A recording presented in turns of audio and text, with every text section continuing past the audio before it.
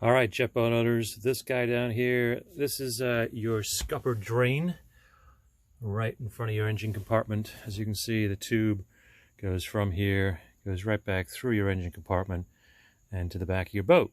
Now, when I replaced this last time on my 230, I did it on my own, and I'm going to be doing it again myself this time.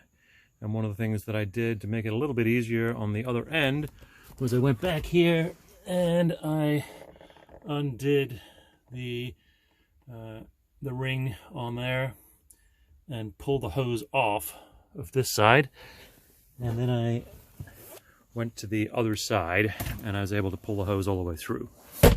So that, of course, leads all the way back to the other side of your boat, and we'll show you down there what we're talking about and why this is a problem. Okay, so on the back of this is an SX, a 242X. All the 240 series for the most part are the same. And you come back here, that's where it goes to. All right. Now that guy, when you got people sitting on the back, the water line's all the way up here, right? And forgive all the dirtiness and spider webs. I just got the boat off a dock. And this guy is plastic. And what happens is that hose sits in there and goes all the way to the front. And it sits there and it flexes against the other end of this, and it twists that guy up and down, up and down, up and down, constantly as you're going over waves, as you're trailing it. Eventually that snaps. This falls off into the water, and now you have an 1.5 inch hole in the back of your boat. Not a good thing to have.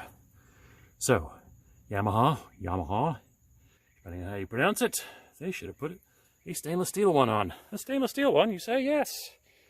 Just like this puppy. This is what's going to go on here. It's a scupper valve made by Atwood, right? The 66553-3. Get one of these low little part numbers.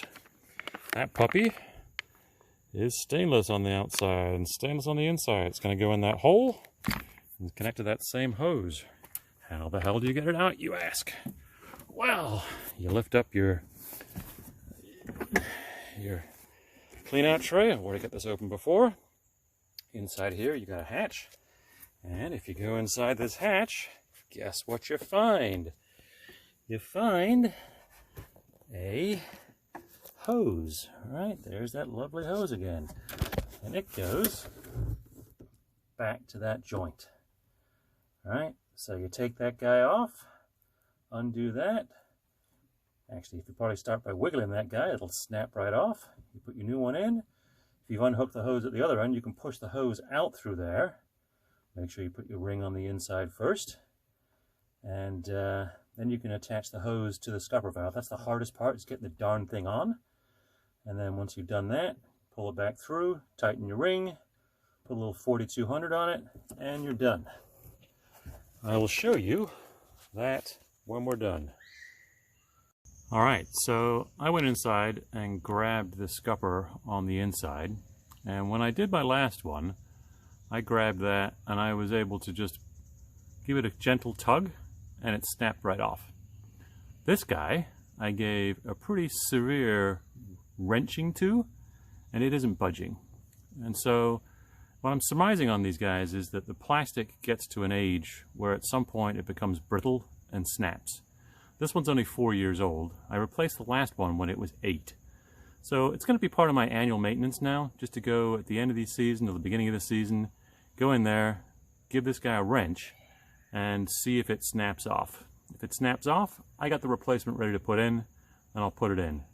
In the meantime, I'm not going to fix something that ain't broken. This guy's pretty sturdy, and I can't make it snap. And so until such time as I can, I'm going to leave it well and truly alone until I prove it otherwise.